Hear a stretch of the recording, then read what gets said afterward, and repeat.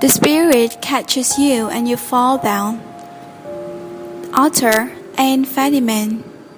Chapter 4. Do doctors eat brains? In 1982, Mao Tao, among women from Laos who had resettled in St. Paul, Minnesota, visited Ban Vinai, the refugee camp in Thailand where she had lived for a year after her escape from Laos in 1975. She was the first among Americans ever to return there, and when an officer of the United Nations High Commissioner for Refugees, which administered the camp, asked her to speak about life in the United States, 15,000 Hmong, more than a third of the population of Ban Vinai, assembled in a Shakher's field and questioned her for nearly 4 hours. Some of the questions they asked her were: is it forbidden to use a sieve nib to heal an illness in the United States? Why do American doctors take so much blood for their patients? After you die, why do American doctors try to open up your head and take out your brains?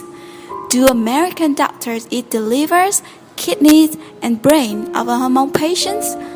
When Hmong people die in the United States, is it true that they are cut into pieces and put in tin cans and sold as food?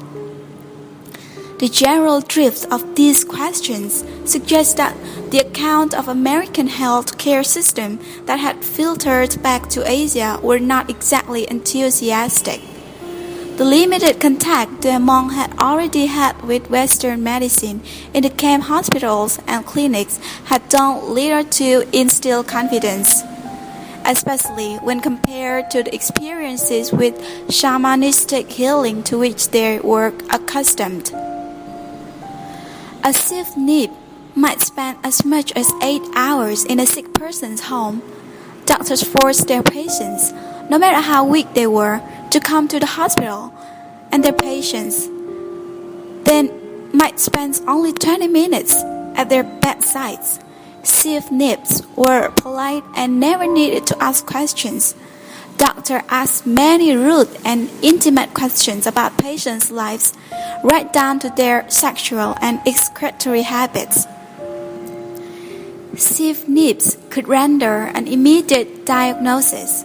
Doctors often demanded samples of blood, or even urine or feces, which they liked to keep in little bottles, took x-rays, and waited for days for the result to come back from the laboratory, and then, after all that, sometimes they were unable to identify the cause of the problem. Sieve nibs never undressed their patients.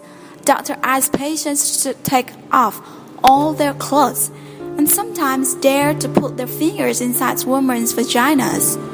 Sieve nibs knew that to treat the body without treating the soul was an act of patent folly. Doctors never even mentioned the soul.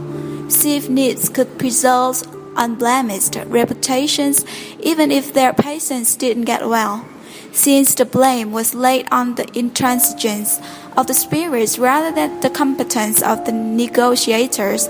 Where stock might even rise if they had to the battle with particularly dangerous opponents. When doctors failed to heal, it was their own fault. To add injury in insult, some of the doctors' procedures actually seemed more likely to threaten their patient's health than to restore it. Most Hmong believe that the body contains a finite amount of blood that it's unable to replenish. So repeated blood sampling, especially from small children, may be fatal. When people are unconscious, their souls are at large, so anesthesia may lead to illness or death. If the body is cut or disfigured, or if it loses any of its parts, it will remain in a condition of perpetual imbalance. And the damaged person not only will become frequently ill, but may be physically incomplete during the next incarnation. So, surgery is taboo. If people lose their vital organs after death, their souls cannot be reborn into new bodies and may take revenge of living relatives. So, autopsies and embalming are also taboo. Some of the questions on the Ben Binai soccer field was obviously inspired by the reports of the widespread practice of autopsies and embalming in the United States. To make the leap from hearing that doctors removed organs to believe that they ate them was probably no crazier than to assume, as did American doctors, that the Hmong ate human placentas, but it was certainly scarier. The only form of medical treatment that was gratefully accepted by at least some of the Hmong in the Thai camps was antibiotic therapy, either oral or by injections.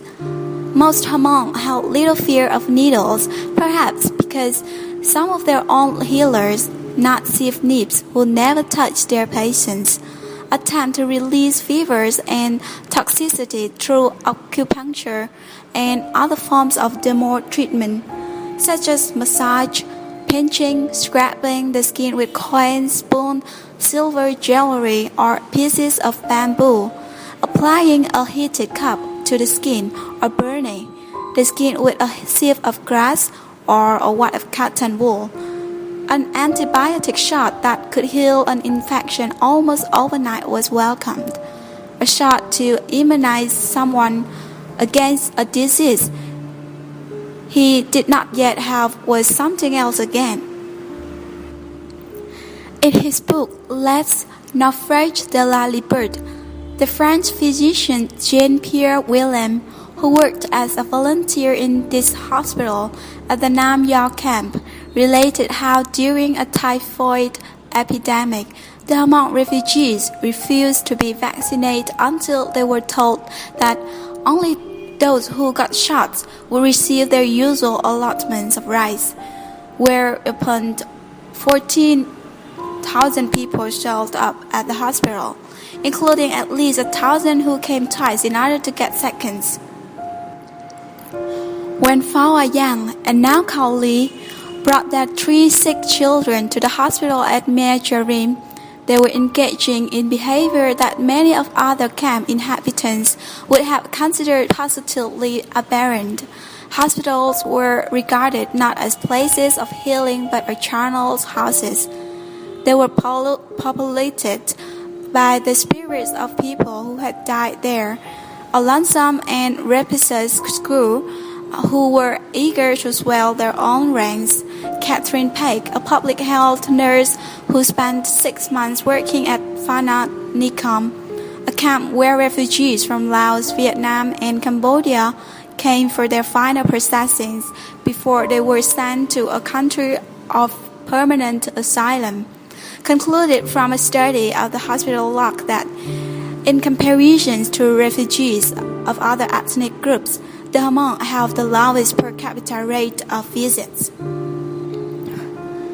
Peck also discovered, not coincidentally, that the Hmong had an extremely high utilization rate of indigenous healing arts, shamanism, dermal treatments, herbalism. She published an article in the Journal of Enobiology identifying 20 medical plants she had collected under the tutelage of Hmong herbalists, which, in various forms chopped, crushed, dried, shredded, powdered, decocted, infused with hot water, infused with cold water, mixed with acids, mixed with sulfur, mixed with eggs, mixed with chicken, were indicated for burns, fever, weakness, poor vision, broken bones, stomach aches, painful urination, prolapsed uterus, insufficient breast milk, arthritis, anemia, tuberculosis, rabies, scabies, gonorrhea, dysentery, constipation, impotence, and attacked by a dab sock, a spirit who lives in the jungle and causes epidemics when he is disturbed. In this last case, the plant, Jatropha curcas, is crushed and its oil left in a cup, to be consumed not by the patient but by the deaf. Wendy Walker Moffat, an educational consultant who spent 3 years teaching and working on nutritional and agricultural projects in Phanap Nikham and Ban Vinai, suggests that one reason the Hmong avoided the camp hospitals is that so many of the medical staff members were excessively zealous volunteers from Christian charitable organizations. They were there to provide medical aid, but they were also there, though not overtly, to convert people. Walker Moffat told me, and part of becoming converted was believing in Western medicine. I'll never forget one conversation I overheard when I was working in the hospital area at Ban Vinai. A group of doctors and nurses were talking to a Hmong man whom they had converted and ordained as a Protestant minister. They had decided that in order to get the Hmong to come into the hospital, they were going to allow a traditional healer, a shaman, to practice there. I knew they all thought shamanism was witch doctoring, so I heard them tell this Hmong minister that if they let a shaman work in the medical center, he could only give out herbs and not perform any actual work with the spirits. At this point, they asked the poor Hmong minister, "Now you never go to a shaman, do you?" He was a Christian convert. He knew you cannot tell a lie, so he said, "Well, yes, I do." But then their reaction was so shocked that he said, No, I've never been. I've just heard that other people go." What they didn't realize was that, to my knowledge at least, no Hmong is ever fully converted. In 1985, the International Rescue Committee assigned Dwight Concord Good, a young ethnographer with a special interest in shamanism and performance art, to design an environmental health program for Ban Vinai. He later wrote, "I heard oral story after oral stories from the refugees about people who went to the hospital for treatment, but before being admitted had their spirit strings cut from their wrist by a nurse because the strings were unsanitary and carried germs. Doctors confidently cut off neck rings that held the life souls of babies intact. Instead of working in cooperation with the shamans, they did everything to disconfirm that and undermine their authority. Is it any wonder that the Hmong community regarded the camp hospital as the last choice of available healthcare options? In the local hierarchy of values, consulting a shaman or herbalist, or purchasing medicine available in Thai market just outside the entrance to the camp was much preferred and more prestigious than going to the camp hospital. The refugees told me that only the very poorest people who had no relatives or resources whatsoever would subject themselves to the camp hospital treatment. To say that the camp hospital was underutilized would be understatement. Unlike the other camp volunteers who commuted from an expatriate enclave an hour away, Concord Good insisted on living in Ban Vinai, sharing the corner of thatched hut with 7 chickens and a pig. His first day in the camp, Concord Good noticed a Hmong woman sitting on a bench singing folk songs. Her face was decorated with little blue moons and golden suns, which he recognized as stickers the camp clinic placed on medication bottles to inform illiterate patients whether the pills should be taken morning or night. The fact that Concord Good considered this a delightful example of creative costume design rather than an act of medical non-compliance suggests some of the reasons why the program he designed turned out to be the most, indeed possibly the only, completely successful attempt at healthcare delivered Ban Vinai had ever seen. Concord Good's first challenge came after an outbreak of rabies among the camp dogs prompted a mass dog vaccination campaign by the medical staff during which the Ban Vinai inhabitants failed to bring in a single dog to be inoculated. Conquer Good was asked to come up with a new campaign. He decided on a rabbit parade, a procession led by three important characters from Hmong folktales: a tiger, a chicken, and a duck, dressed in homemade costumes. The cast, like its audience, was 100% Hmong. As the parrot snaked through the camp, the tiger danced and played the keeps, the dab sang and banged a drum, and the chicken, chosen from the crucial role because its traditional powers of augury, explains the etiology of rabies through a bullhorn. The next morning, the vaccination stations were so besieged by dogs. Dogs carried in their owners' arms, dogs dragged on rope leashes, dogs rolled in on two-wheeled purse carts that the health workers could hardly inoculate them fast enough. Conquer Good's next production, a sanitation campaign in which a parade of children led by Mother Clean, a huge insanely grinning figure on a bamboo frame, and the garbage troll, dressed in rice clothes plastered with trash, sang songs about latrine use and refuse disposal, was equally well received. During Conquer Good's 5 months in Ban Vinai, he himself was successfully treated with Hmong herbs for diarrhea and a gastro. When he contracted dengue fever, for which he also sought conventional medical treatment, a Sif Nip informed him that his homesick soul had wandered back to Chicago, and 2 chickens were sacrificed to expedite its return. Conquer Good considered in his relationship with the Hmong to be a form of barter, a productive and mutually invigorating dialogue, with neither side dominating or winning what.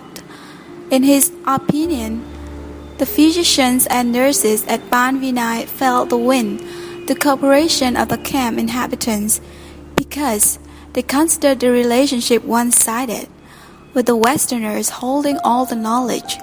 As long as they persisted in this view, Conquer Good believed that what the medical establishment was offering would continue to be rejected, since the Hmong would view it not as a gift, but as a form of coercion.